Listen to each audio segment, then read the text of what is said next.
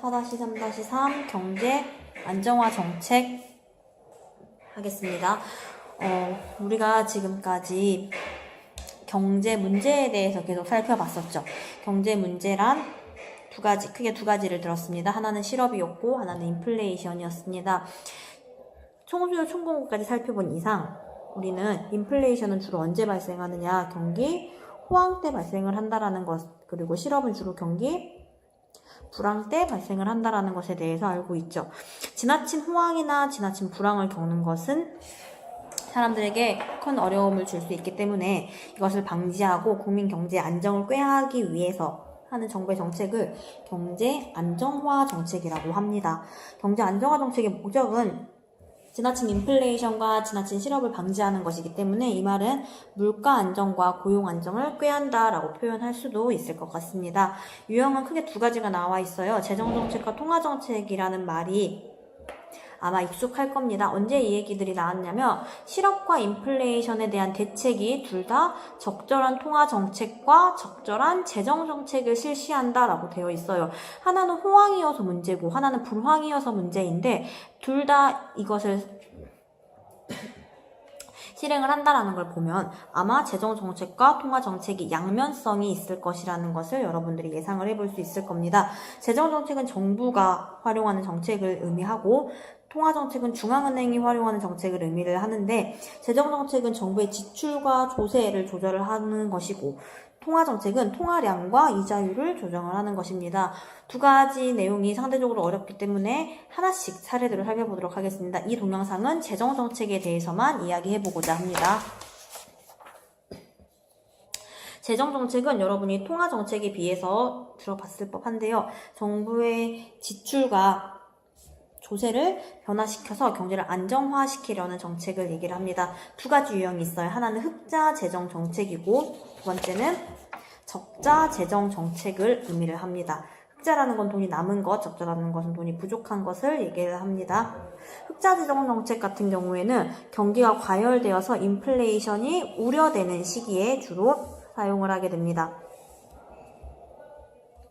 인플레이션이 우려되는 시기, 지금 이렇게 수요가 올라와 있다면 이 수요를 다시 내리기 위해서 사용하는 정책인데 정부 지출을 줄이거나 총수요를 결국은 줄여야 하니까 정부 지출 내가 줄이거나 아니면 네가 쓰지 않도록 세율을 인상하는 것을 흑자 재정 정책이라고 이야기를 하고 정부의 지출을 줄인다는 점에서 세입에 비해서 지출을 줄인다는 점에서 흑자 그리고 동시에 세출을 줄인다는 점에서 긴축이라고 표현을 합니다. 흑자 재정 정책 또는 긴축 재정 정책이라고 이야기를 하고 두 번째, 경기 불황으로 인하여 경제활동이 부진한 경우의 그래프는 이런 식으로 표현할 수가 있겠죠.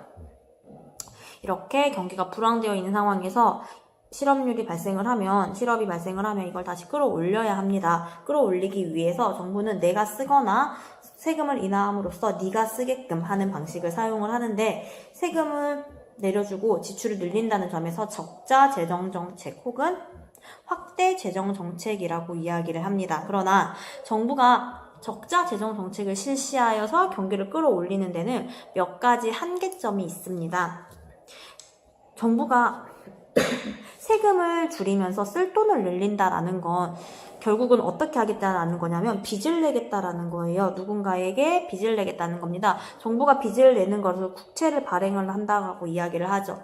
채권을 발행을 하고 누군가에게 돈을 빌리는 겁니다. 채권을 많이 발행을 하니 채권의 가격은 하락하겠죠. 채권을 많이 팔겠다고 하니까 채권의 가격은 하락하고 이는 채권을 팔면서 돈을 빌리는 것을 이야기를 합니다. 서로 돈을 많이 빌리고 싶어 하죠. 시장에서 돈을 빌리겠다는 사람이 늘어나게 되자 돈의 가격인 이자율은 상승하게 됩니다. 이자율이 올라가게 되면 기업 입장에서 돈을 빌리는 것에 대한 부담이 늘어나겠죠. 그러니까 투자가 위축되고 가게 입장에서도 돈을 빌리는 것에 대한 부담이 늘어나게 됩니다. 또는 돈을 맡겼을 때의 기회비용이 크기 때문에 돈을 맡겼을 때 얻을 수 있는 돈이 이자가 크기 때문에 가게의 소비가 감소하게 됩니다. 빌리지 않거나 혹은 많은 돈을 맡기게 되는 거죠. 이렇게 하면 기업의 투자와 가계 소비는 다시 어떤 영향을 주게 되냐? 총수요를 감소시키는 데 영향을 주기 때문에 상대적으로 적자 재정 정책 효과를 감소시킬 수 있다라는 문제점이 있습니다.